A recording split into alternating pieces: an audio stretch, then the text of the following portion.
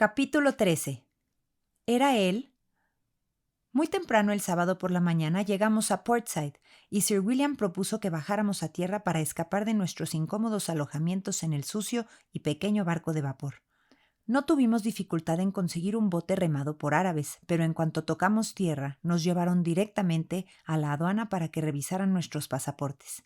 A Sir William le habían dicho en Londres que los pasaportes ya no eran necesarios, así que no llevábamos ninguno, y no sabía muy bien qué hacer. Sin embargo, el señor Stanley acudió al rescate. Después de haberle arengado a los oficiales turcos en árabe y de haberles dado una buena cantidad de bakshish, nos hicieron una reverencia cortésmente y nos permitieron entrar en la ciudad, aunque no llevábamos pasaportes. Allí el señor Stanley nos dejó y nosotros nos dirigimos al único hotel del lugar, donde desayunamos en medio de una multitud de viajeros ingleses y estadounidenses que, según descubrimos, serían nuestros compañeros de viaje hacia Siria. El hotel era incómodamente pequeño y muy ruidoso, así que después del desayuno salimos a caminar para ver qué se podía ver en Portside. Era una ciudad muy curiosa. Parecía como si hubiera brotado en una sola noche, como un hongo. Casi todas las casas eran de madera y se parecían a grandes casetas levantadas apresuradamente para una feria, listas para desmontarse tan pronto como terminara. Las calles, o mejor dicho, los espacios vacíos entre las hileras de casas, porque no merecían llamarse calles, estaban cubiertas de cáscaras de naranja, conchas de ostras, perros y gatos muertos, vegetales en descomposición y toda clase de inmundicia. Y todo el lugar, dijo Sir William, se parecía a las imágenes que había visto de las ciudades de madera construidas cerca de las minas de oro en América. Nos cruzamos con personas de casi todas las nacionalidades en las calles de Portside. Muchos de ellos tenían un aspecto muy poco agradable, y nos dijeron que allí llegaban muchos de los peores hombres de todas las naciones, porque sabían que había muy poca ley u orden en la ciudad, y que, por tanto, estarían libres de vigilancia y podrían hacer lo que quisieran.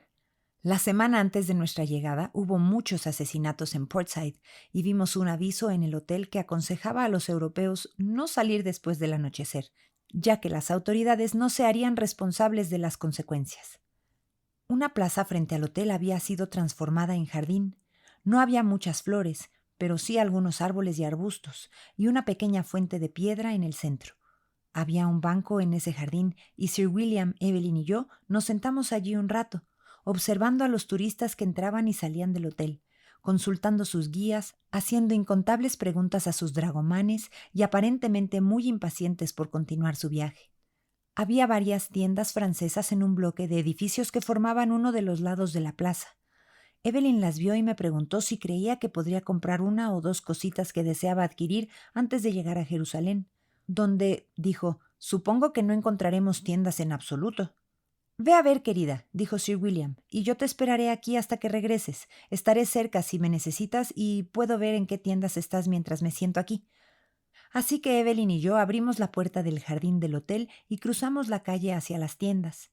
Eran tiendas muy curiosas, con una gran variedad de artículos, todo tipo de mercancía francesa, objetos de fantasía de todo tipo y algunas cosas útiles, como bolsos de viaje, mochilas, sombrillas y cascos de corcho. Escogimos la tienda que parecía más probable que tuviera todo lo que queríamos. Evelyn entró primero y yo la seguí. El dependiente estaba al otro extremo atendiendo a unos clientes, y Evelyn y yo examinábamos los artículos que estaban a la venta hasta que estuvo libre para atendernos. Entonces se acercó y nos preguntó en francés qué deseábamos.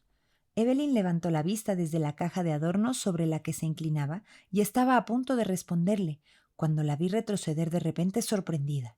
Levanté la vista para ver qué la había sorprendido tanto y enseguida lo entendí. El joven de la tienda no era un comerciante francés como habíamos supuesto. Era su primo Donald Trafford. Evelyn no lo había mirado al entrar, pero tan pronto como cruzaron las miradas lo reconoció, a pesar de su vestimenta extranjera y su aspecto cambiado, y él, en ese mismo instante, también la reconoció a ella. Antes de que tuviéramos tiempo de reaccionar por la sorpresa, él ya se había ido. Desapareció por una puerta hacia una habitación interior y envió a una joven francesa para que nos atendiera. «Oh, May», susurró Evelyn, «no importa lo de las compras. Volvamos con papá». Puse una excusa a la joven francesa diciéndole que no podíamos esperar más y salimos de la tienda de inmediato. Pero ya afuera, Evelyn se puso tan pálida y débil que no sabía cómo llevarla de vuelta al jardín. Le hice señas a Sir William para que viniera, pero estaba leyendo el periódico y no levantó la vista, y no quise dejar sola a Evelyn para ir a buscarlo. En ese momento, para mi gran alegría, apareció el señor Stanley, y al ver lo mal que se sentía Evelyn, de inmediato le ofreció su brazo y la acompañó de regreso con su padre. Mientras lo seguía hacia el jardín, no pude evitar comparar el rostro abierto y varonil del señor Stanley con el del señor Donald Trafford, cuyo aspecto desde la última vez que lo vi no había mejorado en lo absoluto. Me pregunté si Evelyn habría notado la diferencia. Casi creí que sí, porque le agradeció al señor Stanley de forma muy amable por su ayuda y explicó que de pronto se había sentido débil mientras estaba en la tienda, pero aseguró que se recuperaría en unos minutos. Sir William se asustó mucho al ver a su hija llegar con el rostro blanco como la cera, apoyada en el brazo del señor Stanley, pero ella trató de reírse de sus temores y le dijo que solo estaba algo cansada, que no era nada grave. El señor Stanley, sin embargo, corrió al hotel a buscar un vaso de agua y, en cuanto se fue, Evelyn rompió en llanto. «¿Qué pasa, querida mía?», dijo Sir William con voz angustiada. «Me temo que el viaje ha sido demasiado para ti. Tal vez fui imprudente al no seguir el consejo de Lady Eldridge y continuar con ella a El Cairo. Aún no estás lo suficientemente fuerte como para estas incomodidades. Casi creo que deberíamos volver atrás». «Oh, no, papá, no es eso», dijo Evelyn. «No es eso en absoluto. Cuéntale tú, May, lo que ocurrió». «Evelyn tuvo una gran sorpresa al entrar en esa tienda, Sir William», dije, porque allí, vestido como extranjero y atendiendo tras el mostrador, estaba su primo, el señor Trafford. «¿Donald?», exclamó Sir William, levantándose de su asiento. «¿Donald en esa tienda? No puede ser. No puedo creer que se atreva a venir a un lugar como Portside, por donde constantemente pasan tantos ingleses».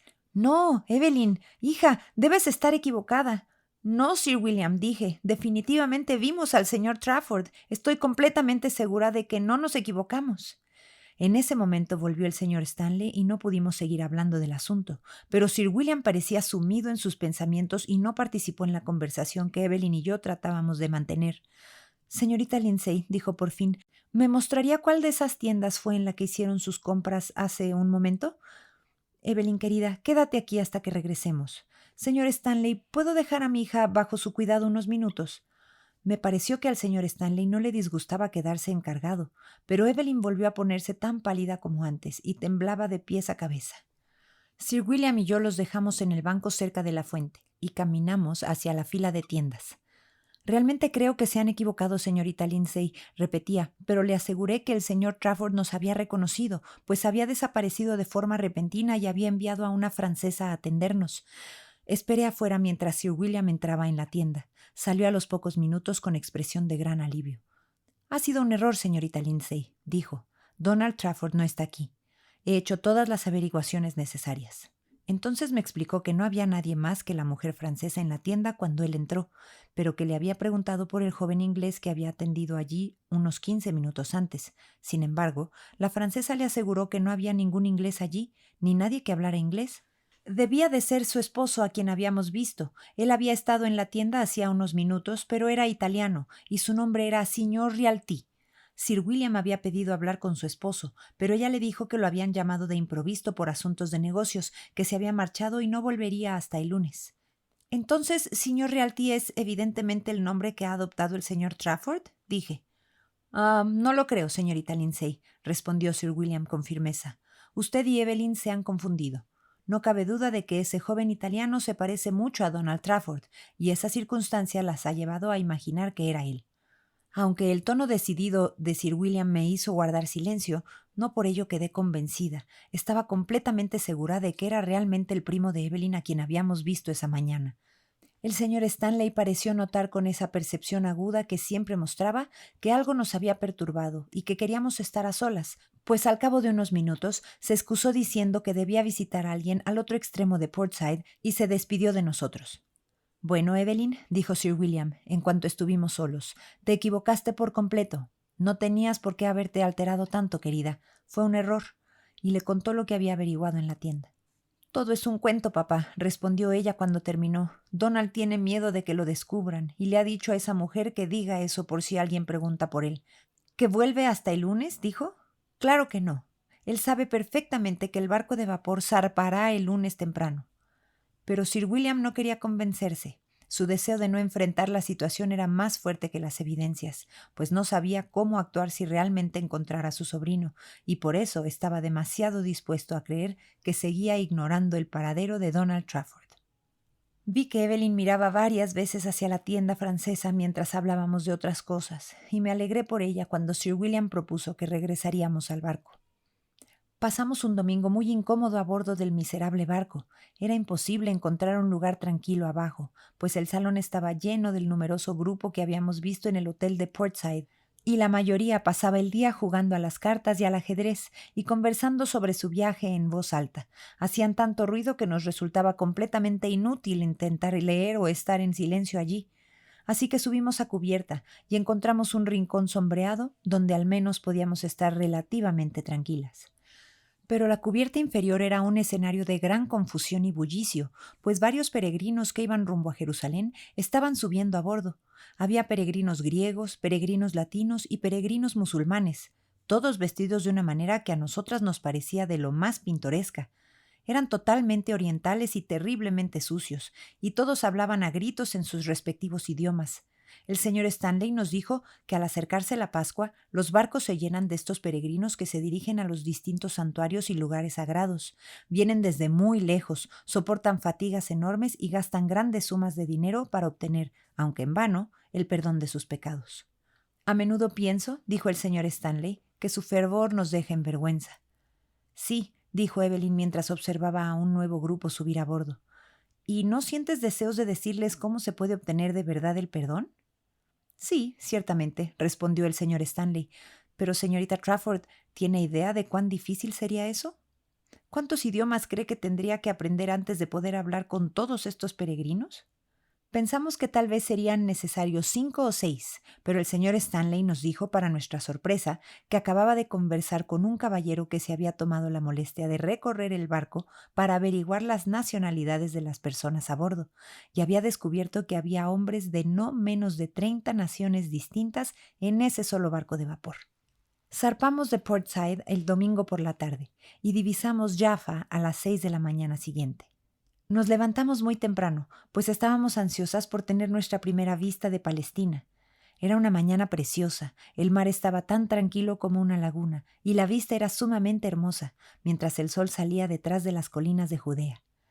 Jaffa parecía un lugar muy bonito, visto desde la cubierta del barco, con sus casas blancas asomándose el azul del Mediterráneo, un círculo verde de naranjos alrededor y las tranquilas colinas más allá.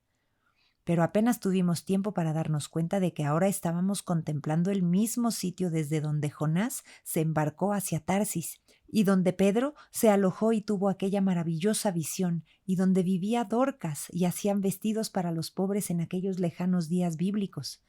Tuvimos muy poco tiempo para pensar en nada, pues en cuanto divisamos Jope, numerosas embarcaciones salieron a nuestro encuentro, como había ocurrido en Alejandría, y tras el tumulto habitual logramos conseguir una y fuimos remadas hasta la orilla, que estaba a 1,5 millas de distancia.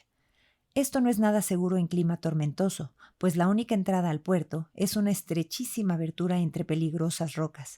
El puerto de Jope es natural y no ha sido mejorado desde los tiempos de Salomón, cuando la madera que Hiram cortó en el Líbano debió haber sido descargada por este mismo paso entre las rocas.